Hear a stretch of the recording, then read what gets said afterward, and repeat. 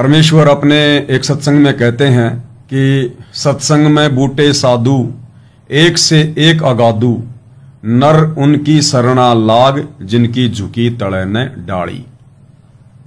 गुरुदेव भगवान इस वाणी के माध्यम से अपने भक्तों को आदेश दे रहे हैं कि सत्संग में बूटे साधु और एक से एक अगाधु, कि सत्संग में जो भगत भाई बहन आते हैं उनमें नए भी आते हैं और पुराने भी आते हैं, ज्ञानी भगत भी आते हैं, थोड़े बहुत नादान भगत भी आते हैं।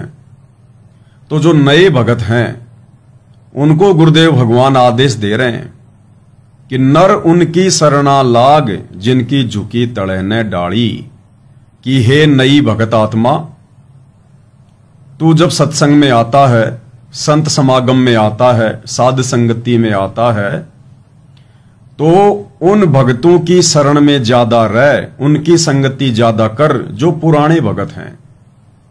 आपस में मंडली बना के बैठ जाओ और जो पुराने भगत होंगे वो अच्छी अच्छी बातें बताएंगे। कोई अपने उन बीते हुए दिनों को तरोताजा करेगा कि सतगुरुदेव भगवान के मिलने से पहले, दास को उनकी शरण मिलने से पहले मैं कितना निर्धन था, कितना बीमार था, कितना अभाव में जीवन जी रहा था, कितने विकारों में जीवन जी रहा था, और जैसे ही मुझे गुरुदेव भगवान मिले, परमात्मा मिले, उसके बाद उन्होंने मेरा जीवन ही बदल दिया। मैं एक नंबर का नशेड़ी था, जुआरी था, मांसाहारी था, और आज गुरुदेव भगवान के आशीर्वाद ने मेरे परिवार को ऋषि परिवार बना दिया। तो गुरुदेव भगवान कहते हैं कि उन पुराने भक्तों की संगति करनी चाहिए, और उन पुराने भक्तों से आप जितनी बार भी सवाल करोगे उतनी बार वो आधीन के साथ, प्यार प्रेम के साथ आपके हर एक सवाल का जवाब देंगे। क्यों? क्योंकि वो आधीन हो चुके हैं। सभी आधीन नहीं हो जाते हैं। परमेश्वर ने केवल उन्हीं भगतात्माओं की संगति के लिए कहा है जो अपने गुरुदेव के ज्ञान आधार से दाशातन में आ गए हैं, जो आधीन हो गए हैं, जिनकी झुकी तड़े न डाली, नर उनकी शरणा लाग जिनकी झुकी तड़े न डाली। जैसे पेड़ की डाली, पेड़ की टहनी नीचे उसी की झुकेगी जिसके ऊपर कोई फल लगा होगा। यानी जिन भक्तों की भक्ति कमाई अच्छी हो जाती है, जिनको ज्ञान समझ में आ जाता है, वो स्वतः ही आधीन हो जाते हैं, उनमें दास भाव आ जाता है। वो आपकी किसी भी बात से नाराजगी प्रकट नहीं करते, नाराज नहीं होते। आप जितनी बार भी उनसे जो भी सवाल करोगे भक्ति के विषय में, परमात्मा के विषय में, और जैसा उनको ज्ञान होगा गुरुदेव के आशीर्वाद से, वो प्यार प्रेम से हर बार आपके हर एक सवाल का जवाब देंगे, शंका का समाधान करेंगे। इसलिए भाइयों और बहनों, साध संगतियों की इस कलयुग में आवश्यकता पड़ती है। इसलिए गुरुदेव भगवान कह रहे हैं, आपको गुरुदेव भगवान के मुख कमल से सुनाते हैं ये वाणी, और इस वाणी का अर्थ गुरुदेव भगवान ने यही बताया है जो उनके बताए अनुसार दास ने आपको समझाया है। फिर भी गुरुदेव भगवान के मुख कमल से सुनेंगे तो साध संगतियों का महत्व हमें समझ में आएगा और हमारा विश्वास बढ़ेगा कि वास्तव में गुरुदेव भगवान ने हमें यही आदेश दिया है कि जितना हो सके भगत भाई बहनों की संगति करनी चाहिए, परमेश्वर के विषय में बैठकर ज्ञान चर्चा करनी चाहिए, जिससे हमारा विश्वास बढ़े। और आज वर्तमान में गुरुदेव की गैर हाजिरी में सत्सेवक भाई बहन वही कर रहे हैं। आज हमारे गुरुदेव भगवान अपने मिशन को लेकर हिसार जेल में बैठे हुए हैं, और उनकी गैर हाजिरी में उनके परिवार ने, उनके बेटा बेटी, भाई बंधु, रिश्तेदारों ने जितने भी सतलोक आश्रम खोल रखे हैं, आज उनमें साध संगतियां नहीं होती हैं, उनमें कोई ज्ञान चर्चा नहीं होती है, वहां बैठकर भगत भाई बहनों को दृढ़ता प्रदान नहीं करवाई जाती है। इसलिए हम सत्सेवक उन सतलोक आश्रमों में नहीं जाते हैं, और परमेश्वर ने हमें जो सबसे बड़ा जो ये प्लेटफॉर्म दिया है, सबसे बड़ी जो साध संगति दी है, ये सोशल मीडिया, फेसबुक, यूट्यूब, हम घर बैठे भाई बहन रोजाना साध संगति कर रहे हैं, ज्ञान चर्चा कर रहे हैं, अपने गुरुदेव भगवान की महिमा कर रहे हैं। तो आज से पहले तो सोशल मीडिया नहीं थी, क्योंकि ये जो वाणी है ये आदरणीय गरीबदास जी की है कि सत्संग में बूटे साधु एक से एक अगाधु, नर उनकी सरना लाग जिनकी झुकी तड़े न डाली। तो उस समय उन्होंने केवल सत्संगों में जाकर ही ज्ञान चर्चा के लिए कहा है, क्योंकि उस समय सोशल मीडिया नहीं थी, 250-300 साल पहले। लेकिन वर्तमान में हमने कहीं आने जाने की आवश्यकता नहीं है, विशेषकर साध संगति के लिए।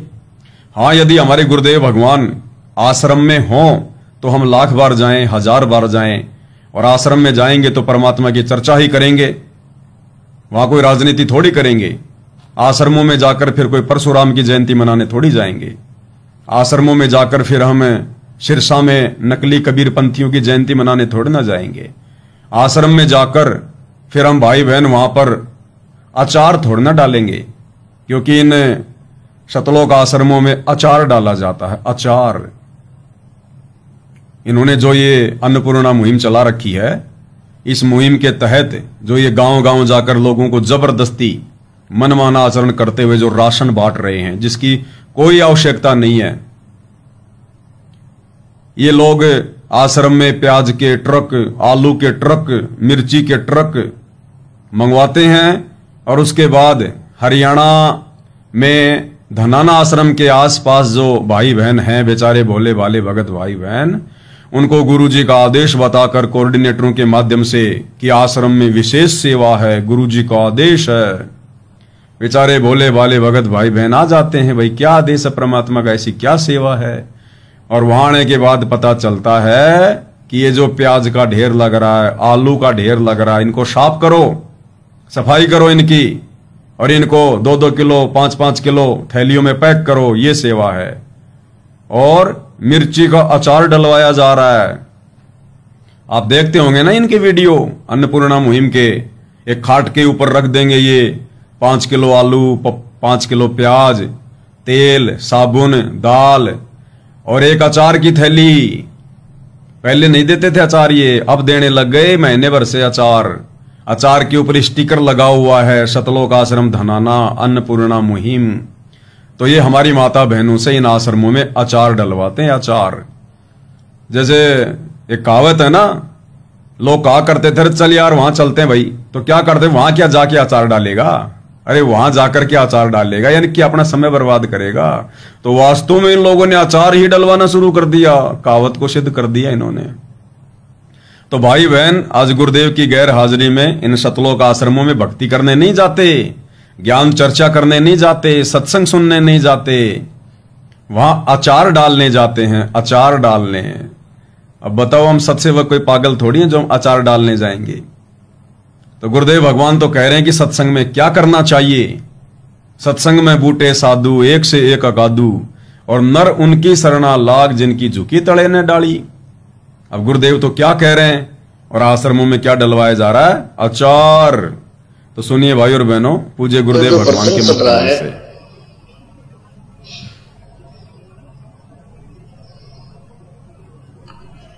कि सत्संग में आपको इसलिए बुलाया जाता है, यहां पर पुराने भक्त भी होते हैं और बिल्कुल नए भक्त भी आते हैं। इसमें क्या है कि सत्संग में बूटे साधु, ये साधु माने संत भक्त, साधना करने वाले योगी सब साधु होते हैं। साधक है जिन्हें बुराई छोड़ दी, सीधा सीधा सीधा चालो सो साधु कहावे, सब बुराई त्याग के भक्ति मार्ग में बिल्कुल सीधा होकर चले सो साधु है, योगी है, भक्त है। तो कहते हैं सत्संग में अच्छे अच्छे भक्त होते हैं, एक से एक अच्छी आत्मा मिलेगी। लेकिन नए भक्त के लिए संकेत है कि उनके पास बैठना, उनसे चर्चा करना प्रभु की, उनसे क्योंकि यहाँ आपको इसलिए बुलाया जाता है कि दास तो 2 घंटे सत्संग करके फिर संगत से मिलने में लग जाता है, और बाकी भक्त तो मिलने बाद में बैठ जाते मंडली बना के, चर्चा चलती है। गुरुदेव नाथ जी ये बताया, इसका नए भक्त पूछते हैं इसका क्या अर्थ बनता है, तो पुराने भक्त उनको बताते हैं। उसके लिए बताते हैं कि उन नए भक्तों को कहते हैं कि उनकी संग में बैठ जिनकी झुकी तले ने डाली। यानी जैसे पौधे पेड़ होते हैं और जिनके फल लदपद लगे हो, आम के या अंगूर के गुच्छे लगे हो, तो वो नीचे को झुक जाती है टहनियां, तो वो फलदार वृक्ष होते हैं। अर्थात जो विनम्र आत्माएं हो चुकी हैं, जो कितनी बार आप प्रसन्न करते हो, प्यार से उत्तर दे रहे हैं, समझो वो भक्ति से परिपूर्ण है, तो उनसे ही ज्ञान समझे, इसका ये तात्पर्य है। अब जो दास सच गुरुदेव भगवान कह रहे हैं कि उन्हीं से ज्ञान समझें, यानी एक दूसरे भगत से ज्ञान समझने का आदेश गुरुदेव भगवान का है। तो गुरुदेव कह रहे हैं कि जब ये दास 2 घंटे सत्संग कर देता है, और आपको आश्रम में इसीलिए बुलाया जाता है कि दास तो 2 घंटे सत्संग करता है, उसके बाद तुम क्या करोगे? फिर आपस में बैठकर मंडली बनाओ, मंडली बनाकर बैठ जाओ, और जो पुराने भगत हैं उनको बैठा लो बीच में कि आजा भगत जी, परमात्मा की चर्चा करेंगे, हमारी कुछ शंकाएं हैं, कुछ जिज्ञासाएं हैं, आपने हमसे ज्यादा सत्संग सुने हैं, गुरुदेव की ज्यादा संगति की है, हम तो नए नए भगत हैं, आओ बैठो, कुछ विशेष बात बताओ गुरुदेव भगवान के विषय में। तो उनको बीच में बैठा लो और फिर ज्ञान चर्चा करो, दृढ़ता प्राप्त करो, विश्वास बढ़ेगा। और अब क्या हो रहा है? अगर कोई ज्ञान चर्चा भी कर रहा हो ना बेचारा इन सतलोक आश्रमों में, तो जबरदस्ती उठा देंगे, अरे उठो उठो भगत जी, क्या कर रहे हो तुम, अचार कौन डालेगा, अरे माता बहनों तुम क्या कर रही हो, ये कोई ज्ञान चर्चा करने का समय है क्या? ज्ञान चर्चा करने आती हो क्या तुम आश्रमों में? वो प्याज कौन साफ करेगा? अब ये हो रहा है भाई और बहनों। और हमारे भाई बहन भी कुछ इसी प्रकार के हैं जो इन आश्रमों में जाते हैं, इनको ज्ञान चर्चा अच्छी भी नहीं लगती। मोबाइल सबके हाथ में है, जितनी देर बैठे उतनी देर बैठे, लेटने का मन किया तो लेट गए, खाने का मन किया तो खा लिया, चाय पानी पी लिया, और फिर लेके मोबाइल कहां जाएंगे? कबीर जी के झोपड़े के पास में सेल्फी लेने, जुलाहों के कुएं के पास में सेल्फी लेने के लिए, और मिट्टी की गाय उसके पास में सेल्फी लेने के लिए, और मिट्टी के पहाड़ सेल्फी लेने के लिए, लहर तारा तालाब सेल्फी लेने के लिए। और फिर भी टाइम पास नहीं होता तो चलो रे भाई, वो प्रदर्शनी लगा रखी है ना, उसमें तरह तरह के चित्र लगा रखे हैं, मूर्तियां लगा रखी हैं, चलो प्रदर्शनी देख के आते हैं। फिर प्रदर्शनी देखने चले जाते हैं। फिर संध्या आरती का समय हो जाता है, पड़े पड़े संध्या आरती कर लेते हैं। संध्या आरती के समय आधे से ज्यादा तो मोबाइलों में लगे रहते हैं, इंस्टाग्राम पे, फेसबुक पे। हो गई संध्या आरती, कोई लेटा हुआ है। अब सेवादार भी ऐसे ही हो गए, वो भी नहीं किसी को उठाते ना किसी को जगाते आरती के समय। उनको पता है बेचारा क्या उठेगा, ये क्या आरती करेगा, ये 5 घंटे से तो ये अचार डाल रहा था, 5-7 घंटे से तो ये प्याज साफ कर रहे थे, आलू साफ कर रहे थे, पैकिंग कर रहे थे, अन्नपूर्णा के स्टिकर लगा रहे थे, क्या ज्ञान चर्चा करेगा, क्या बेचारा आरती करेगा? छोड़ दे इसको, सोते सोते वहां आरती हो जाती है। ये हकीकत है भाई और बहनों, में जाता नहीं लेकिन हकीकत सारी पता है, क्योंकि जो भाई बहन जाके आए हैं वो दास को सब कुछ बता देते हैं कि भगत जी वास्तव में वहां तो यही होता है। फिर भी हमारा मन नहीं भरा तो हम एक बार जाके आ गए वहां, सोचा पता नहीं क्या होता होगा आश्रमों में, तो भगत जी वही होता है जो परमात्मा आपसे बुलवाते हैं। तो कहने का मतलब है भाई और बहनों, गुरुदेव भगवान का आप और हमारे ऊपर एक बहुत बड़ा उपकार है जो गुरुदेव ने हमें इस कलयुग की पिछली पीढ़ी में साध संगति से जोड़ दिया। गुरुदेव हमसे अपनी महिमा करवा रहे हैं, अचार नहीं डलवा रहे, अपनी महिमा करवा रहे हैं। अब दास लाईवाता को अचार थोड़ा डालता है कि लो भक्तों मैं तुम्हें अचार डालना सिखाता हूं। अरे वो तो यूट्यूब पे सीख लो, दुनिया भर के वीडियो बना बना के डाल रखे लोगों ने, साग सब्जी बनाने के, अचार डालने के। बताओ। तो भाई और बहनों, काल का बहुत बड़ा षड्यंत्र है इन सतलोक आश्रमों में। भक्ति नाम की चीज नहीं और मर्यादा नाम की चीज नहीं, ऐसे मूर्ख बना रखा है काल ने।